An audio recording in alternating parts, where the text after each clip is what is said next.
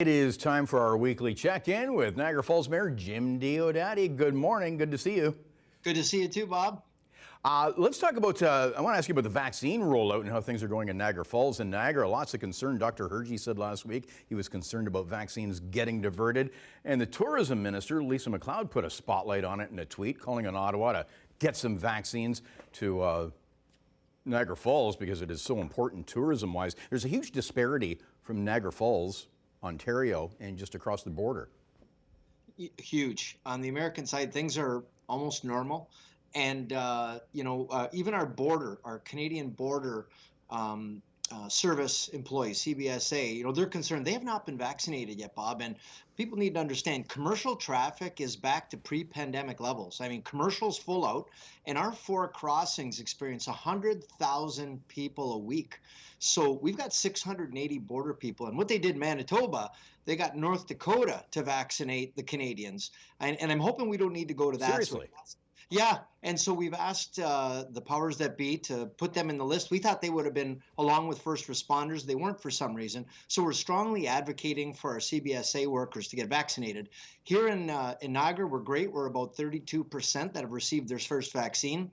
And in Niagara Falls, at the McBain Community Center, we're going to be having a clinic today, Thursday, and Friday. And I got to tell you, they've been complimented as an incredible job they're doing down there. So organized, so orderly. I received so many people saying what a great job the team is doing down there. So we're doing a great job, but it's slow and steady wins the race. It's not a sprint. It's definitely more of a marathon. I'm a little shocked by the border workers. Talk about frontline workers.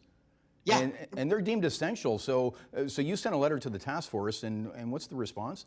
Well, we're waiting to hear back. And, here's the embarrassing part. In Windsor, Essex, in Sarnia, Lambton County, at Pearson, they've all been vaccinated, but not here in Niagara. So we've got 4 border crossings. They're very significant. And as I say, even though they're officially closed, there's still a lot of people that do need to cross, and that's about 100,000 per week.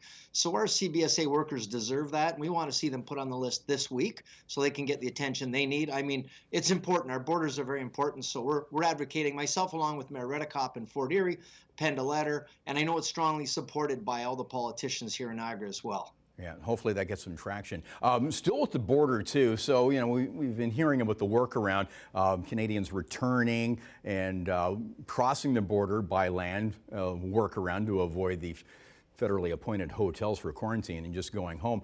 Is there any talk with Niagara Falls hotels in becoming official quarantine hotels? Well, there's been this talk right since the beginning, especially in the beginning when frontline workers didn't want to necessarily go home and be with their families. They wanted to quarantine. And some of that does happen. They just don't play it up in a big way for obvious reasons. But definitely the hotels are playing that role. 43% are land crossing, what people need to realize. And it's funny, the flying seems to be a way around because you can fly from Toronto to Buffalo with no issues, but driving across is more of a challenge, especially when you come back. So a lot of people will take a cab back or they'll walk back over the bridge. So put a lot of pressure on our CBSA workers to deal with those people. Yeah. Let's get to some city business, pandemic related. The reduced penalty rates for unpaid taxes, you're continuing with that?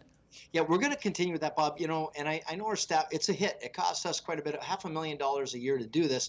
Typically, when you're late on your taxes, we charge 15%. So those are some significantly high rates. And the reason we do is we don't want to be a bank.